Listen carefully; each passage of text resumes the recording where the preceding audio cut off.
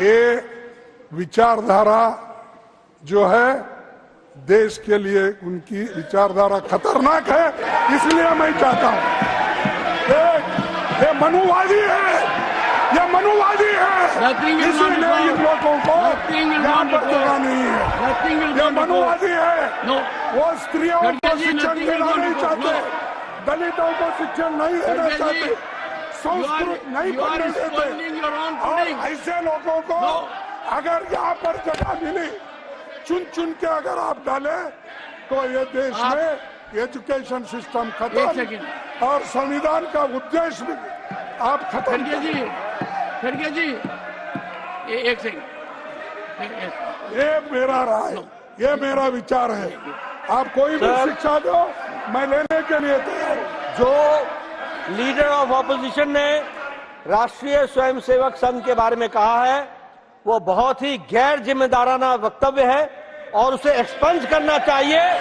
और इनको जरा भी जानकारी संगठनों के बारे में नहीं है, उसे एक्सपंज करना चाहिए। अध्यक्ष महोदय, it is already expunge, that is expunge. खड़गे ji take the floor.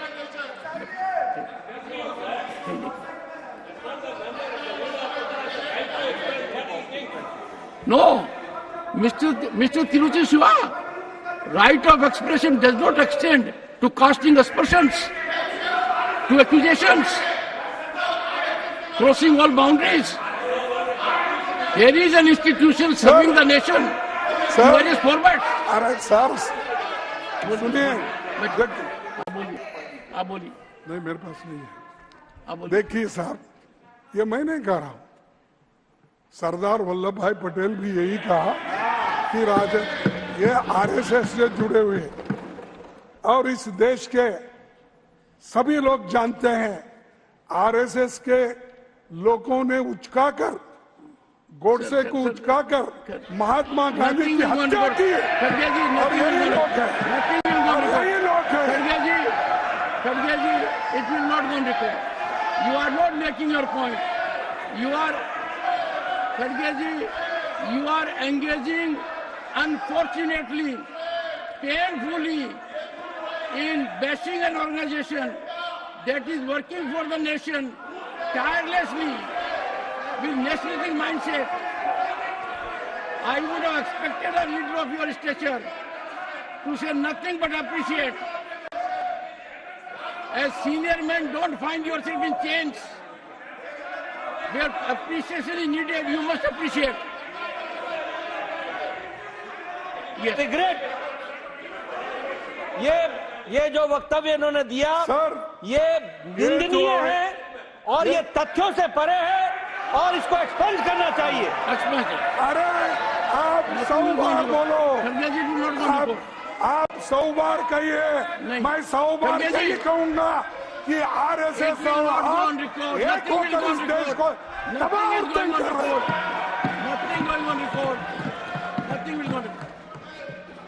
Sir, Agniveer जैसी अनप्लान तुगलक की योजना लाकर नौजवानों का मनोबल तोड़ दिया है। इसे लेकर पूरे देश में नौजवानों का बड़ा आंदोलन हुआ, पर आपने किसी की नहीं सुनी। मेरी मांग है कि अग्निवीर योजना खत्म की जाए। आप तो जानते हैं साहब, आप राजस्थान से आते हैं, हरियाणा, पंजाब, हिमाचल, यहाँ के नौजवान लोग इसी पे निर्भर है। आप तो किसान के घर से आते हैं, जिसको एक तरफ किसान को दूसरी नौकरी नहीं मिलती, एक तो खेती करना या नहीं है तो वो फौज में भर्ती होना। क्या आप अपने बच्चों को ऐसा करने देंगे?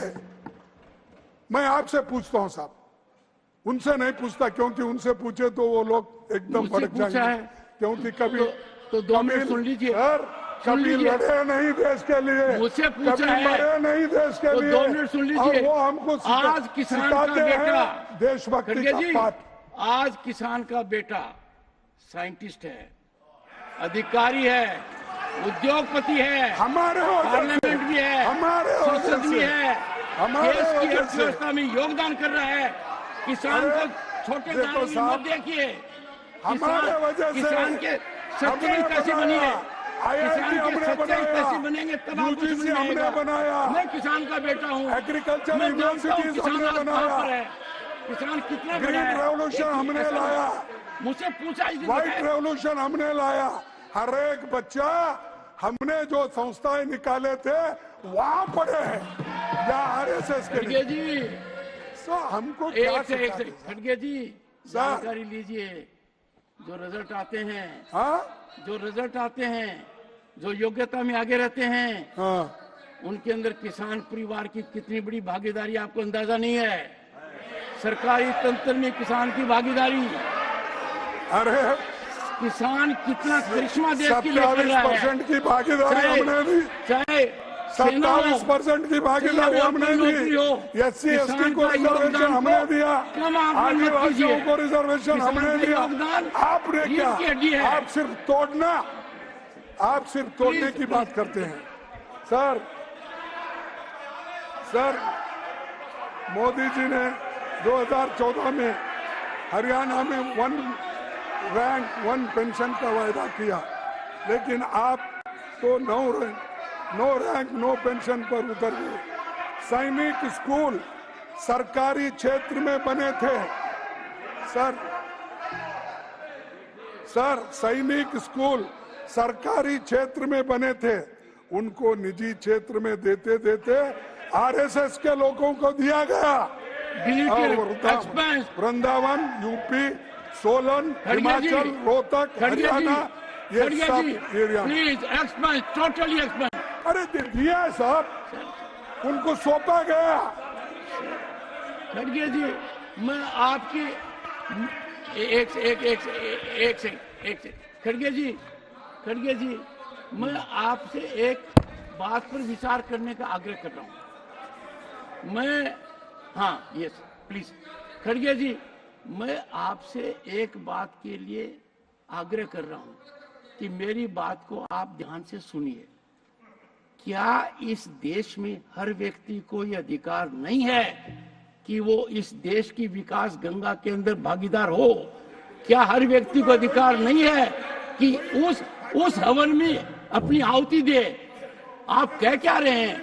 मैं सैनिक स्कूल का छात्र हूं, मैं उन स्कूलों में गया हुआ हूं, मैंने देखा क्या कुछ हो रहा है। दुर्भाग्य की बात है, शायद आप एक भी सैनिक स्कूल में नहीं गए हैं। मैं गया हूं सैनिक स्कूल में जाकर, मैं इसका अध्ययन कर रहा हूं।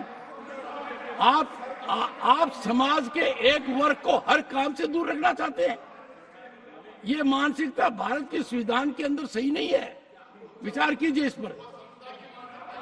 एक नाम आते ही आप एकदम कहते हैं ये क्यों किया? ये देखिए साहब, नहीं ये देखिए, मेरी राय है, ये मेरी राय कायम रहेगी जब तक इस देश में जातिवाद है, छुआछूत है, तब तक ये कायम रहेगा।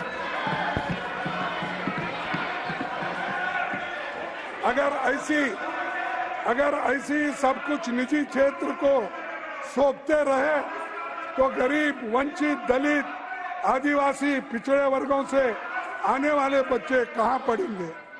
फौज को फौज रहने दीजिए, फौज को फौज रहने दीजिए।